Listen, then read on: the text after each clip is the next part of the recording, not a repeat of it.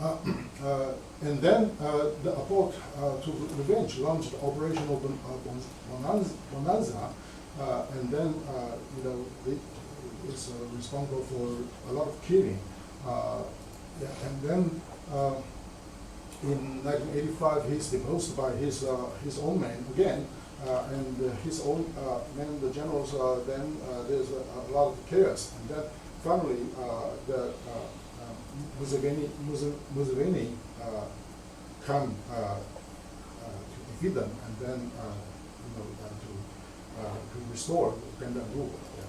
So that's the Bush War, and then the year the Bush War stopped in 1986. There's a new groups emerged. This group, in the name of a Christian, Christian name, because it's one of the most terrible groups. He's led by Joseph Kony, who proclaims himself as the spokesperson of God and spirit medium.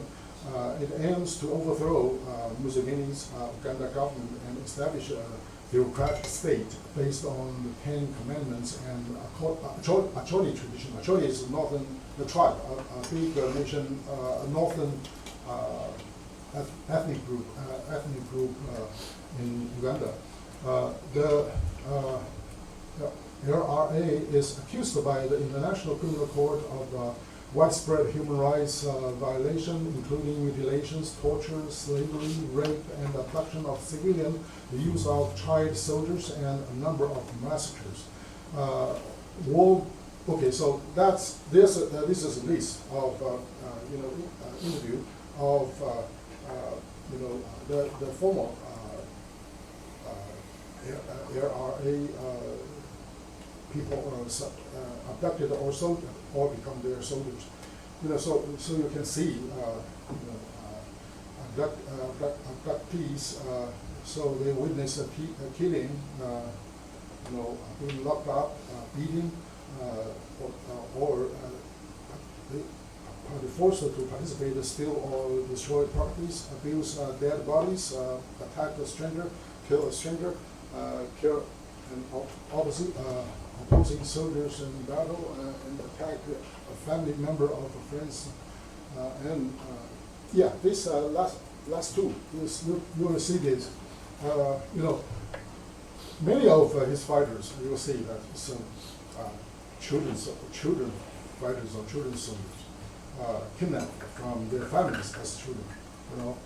And then that's a very common thing.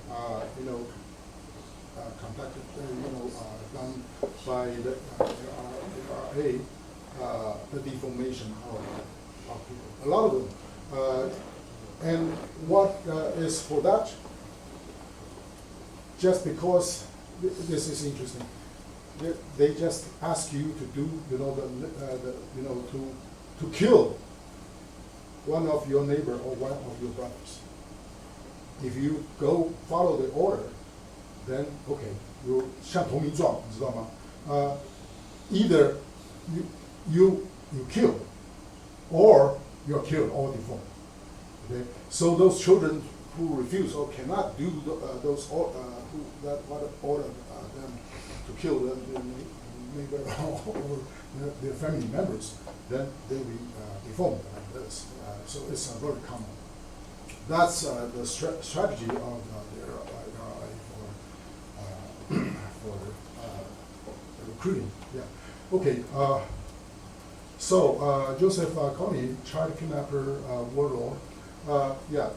Something we need to discuss is that 2005, International Criminal Court issued arrest warrant. Mr. Kony is wanted on 12 counts of crimes against humanity and 12 counts of war crimes. But then he's wanted, 悬赏，而且罪行都在那里。So Joseph Kony then asks, I will surrender only if you, waive or give me amnesty or something like that. Don't count all these stupid crimes. And then he's not granted. So he is not surrendered, and he is with his group of people, only a few hundreds, maybe 300 to 500 people only, less than 1个营的，其实真的不多，300-500个人。Yeah, so he's wandering, maybe out of Uganda to DR Congo, and then at DR Congo, okay, maybe I will tell that. Okay, I will first tell how is this group doing. So these 300 or 400 people, in Chinese we call it 穷寇或者是流寇啊，流寇。穷寇 what do you means? 穷寇 means that the wandering bandits who badly needs resources, to feed themselves or something like that. So they are cornered or they are exhausted. So what they do, this 穷寇, what they do, what do they do? They will invade several villages for the resources they need. They kill several dozen of people, and then they will have other people becoming the human mule for them to carry. 他们要掠夺物资，他们就是这几百个人要活嘛，对不对啊？他们要掠夺物资，然后他到那个村庄里面去抢夺，然后杀几十个人，然后把其他的人强制他们来当驼兽，然后这个驼兽把这些东西驮到他们那边 ，then finally they execute or kill the human being. Yeah, so and each time maybe several dozen people killed, maybe 3 or 4 villages, several dozen or 100 people killed.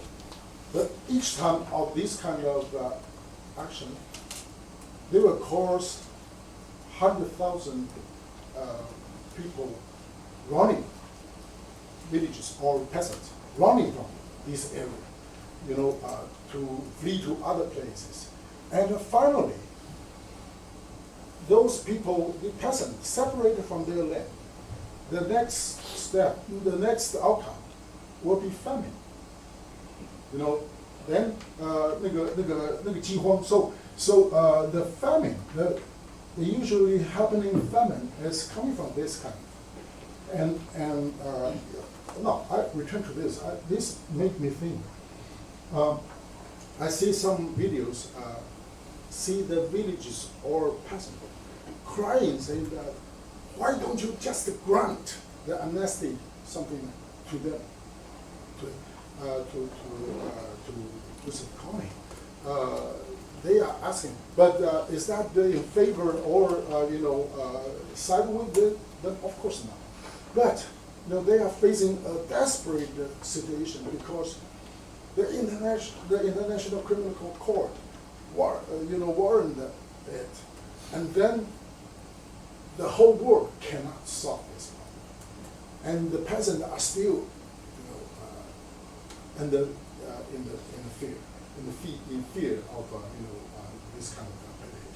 So this make me thinking of what should we do under this kind of situation if you cannot solve the problem, only a few hundred people in jungles or something like that. And then, what do you mean by your warrant? Something like 30 years, more than 30 years till now, and this is still alive. This prisoner still, and his people still alive, still terrifying, people of Okay. Then the next one is the armed conflict in Karamoja.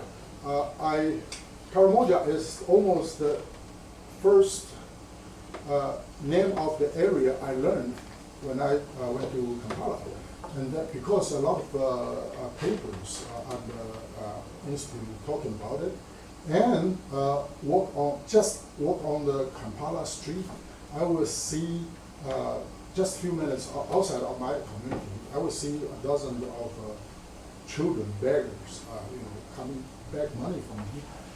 And then I learned that they are refugees coming from Karamoja, like 80 years ago or something. And then later I visit or experienced many slums. I know many slums have some areas are Karamoja refugees. Stay about more than about 8 to 10 years. 8 to 10 years. Yeah. And then their children will lose on the street, becomes small little beggars. So I learned Karamoja is the northeastern province. In a very actually it's this background is the bordering province bordering with another very remote Kenya province and South Sudan province, and this area becomes the film Black Panther, the Heibao. That stories have the story based on that very remote areas. Yeah. So this is Karamoja. So what's then I learned that in mid 2006, the United Nations and the Museveni's Uganda government's action to disarm those tribal peoples at Karamoja. And then this operation, I think this is one point I discussed with the paper presenters. So we know the modern state. The first definition of modern state is the absolute monopolization of violence, right? So any modern state, if it completed the state building, will not allow this is I have to go quickly. I will not allow those tribes or have their own arms or something like that. So it's one. I think at first the United Nations are also helping with that. But this operation goes some there's atrocities. For example, there have been report of atrocities and many civil victims of disarmament. As many army forces and nomadic warriors clash. The disarmament campaign usually involves the UPDF, the Uganda official army, surrounding the villages and evacuating people from the interior prior to orchestrating search for hidden weapons. And in this kind of operation, there's some clash and some atrocity happening. And when that atrocity happened, the United Nations stopped their part of the program. And then, starting from the next year, Human Rights Watch released a report of those torture and even killings of children during the operation. And then, but also acknowledge, the army. The official armies commanders are attempting to address discipline problems partly by providing human rights training, which had led to cordon and search operation becoming markedly less violent. Okay, so that's one story of the violence we have. Okay, the last one, story. Is current. I say that I stay in Kampala for half years peacefully, but exactly on the day we left Kampala on August 2018,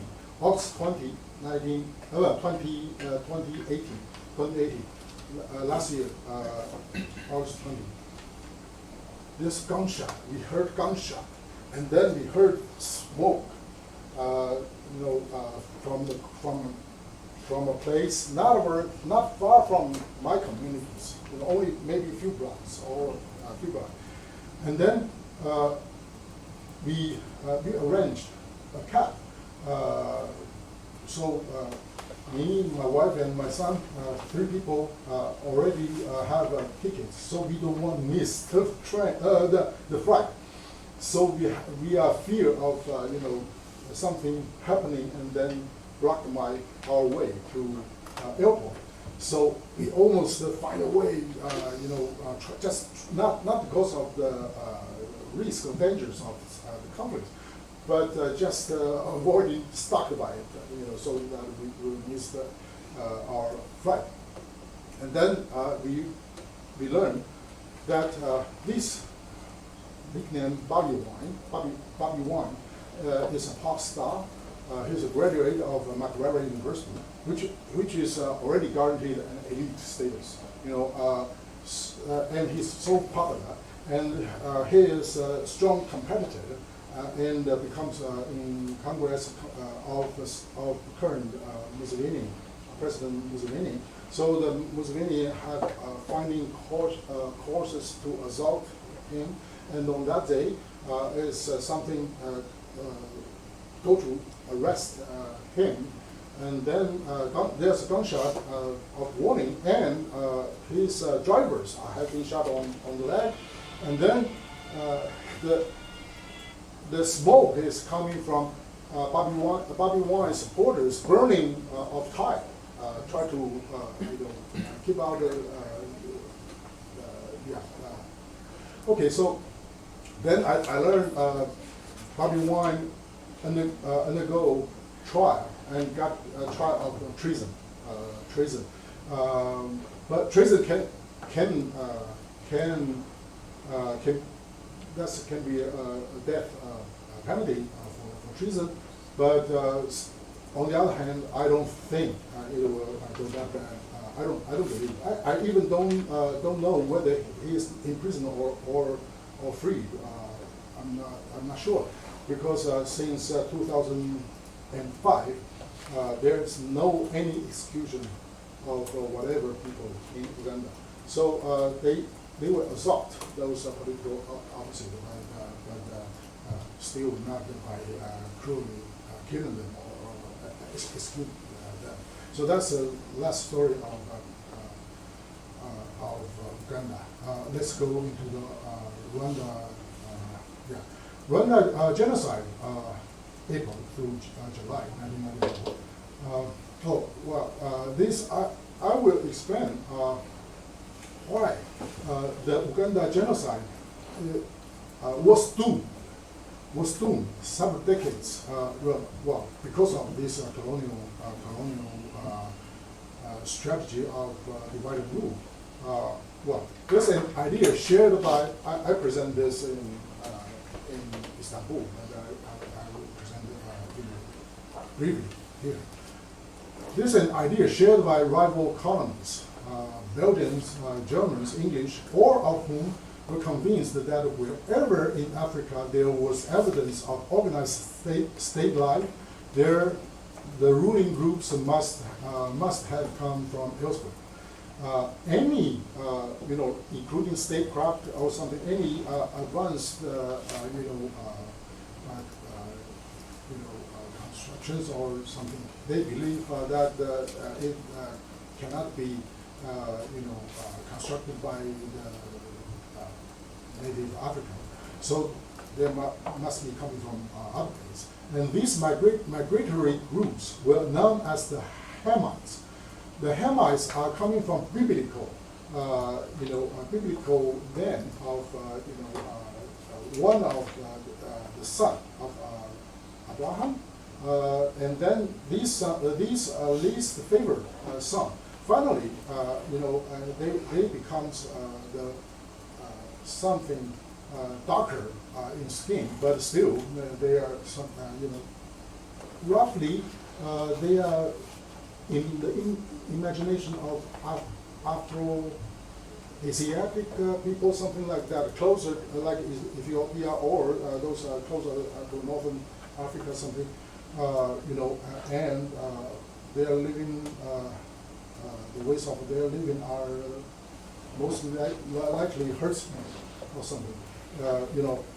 So they have a mythology that the Hamite are people. The Hamite, I believe that they are dark outside, but they are inside. They are more closer to white people, or something like that. That notion,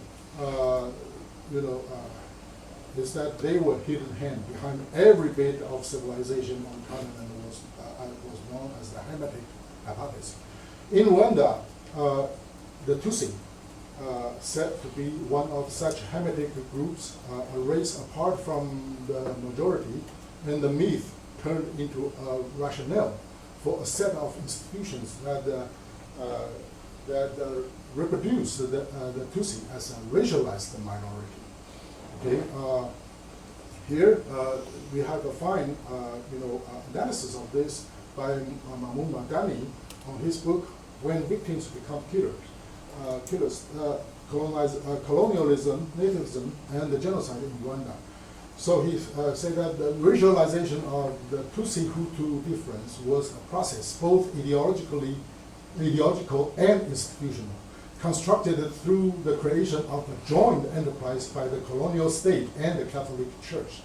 The Tutsi as a race, the Hamite, both civilizing and alien, their sons were given a superior education taught in French in a separate stream.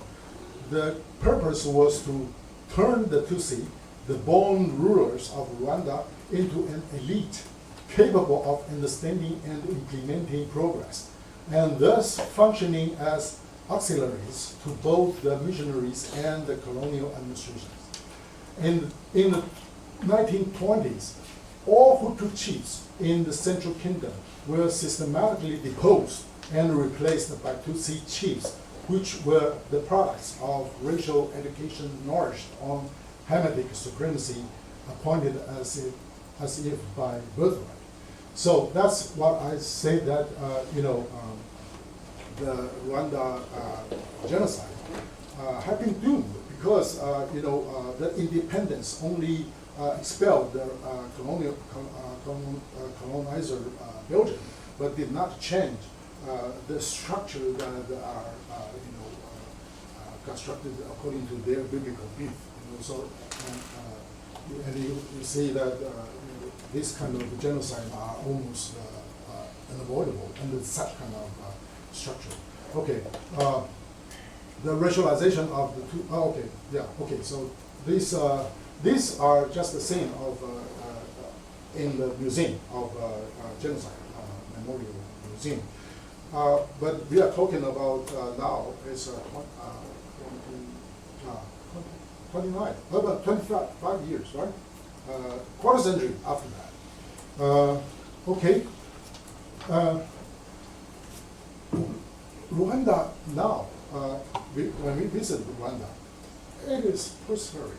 I mean, at least in Kigali and the capital. It is so clean, the city, that you don't think it's an African city. Sometimes, for example, like I traveled 1 month in India, traveled around, circled around many Indian cities, and finally we went to the Punjab capital.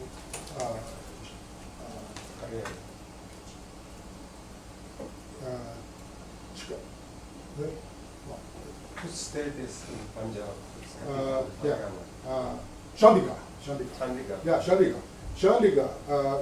And then, first time we see that in all these kind of about 20 cities we have been traveling, this is the first city in India. We see that the traffic light worked, and then in the train station and in all public space, the people are just like us, sit on the bend upright or stand upright, because all other countries you see, they are lying or sitting on the ground or something, so you see that makes us wonder. Well, this city is very un-Indian. It's an Indian. The same. When we visit Rwanda, the city is so clean. There's no trash, so clean, and you see that it's not like an African city. And you see the magically low homicide rate, right? So why and how they achieve this? And firstly, how is the reconciliations and unity after the genocide? Okay, the government has put in place policies and strategies aimed to fostering unity and social cohesion and to ensure the Rwandans are treated equally regardless of individual difference. So there, in the current situation, no one in any moment using the identities of Tutsi or Hutu, or will identify themselves or encourage to identify themselves as Rwandan. Okay, only Rwandan, but no more Hutu, no more Tutsi identity. And then there are something here I cited from Nicolas Loho in his study of the divided city on memory and forgetting in ancient Athens. Well, that's what happened after a civil war in Athens. Renouncing vengeance, in an act of amnesia, citizens call for, if not invent, amnesty. They agree to forget the unforgettable, the past and misfortunes of civil strife, stasis. More precisely, what must be denied is that stasis simultaneously, which is simultaneously partisanship, faction, and sedition, is at the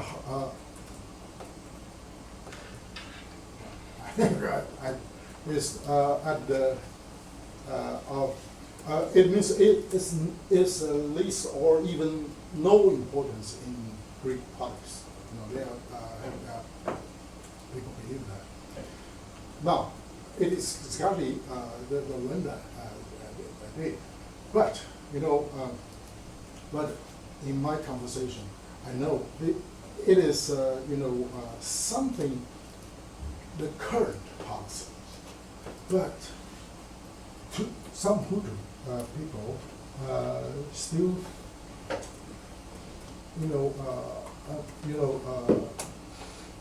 defies that because this kind of policy suppress the Hutu identity, suppress Hutu identity, and Hutu is the majority of the nation. And whatever, it means that at current situation, the majority, the politics of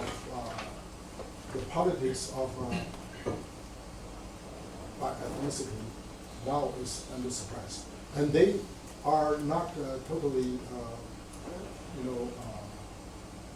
agree with that. So I can see that. So I don't know how long this policy can function, because in the future, I don't know whether in the future some moments the Hutu majority's identity will becomes rise again because of the ethnic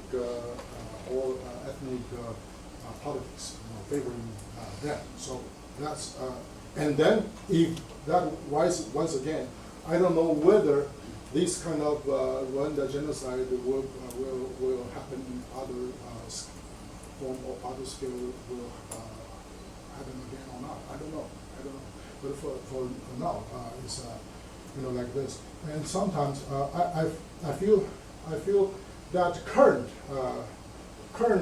policy is similar to what in Taiwan after the February 28th incidents, and then the governments come up with the 杨亮宫监察院调查报告，那个杨亮公监察院调查报告大概，然后就是 stimulate with this report of things is going on like this. It's really unfortunate, and there's a course like this or like that, including the communist infiltration or something like that. So there's a report on that, and then that report stipulated was suppressed all the discussion of that incidents for about 30 years or 30 years. Similar like that, 如果你们知道的话，大概国民党时期的时候用来定调，说杨亮公监察报告那个东西定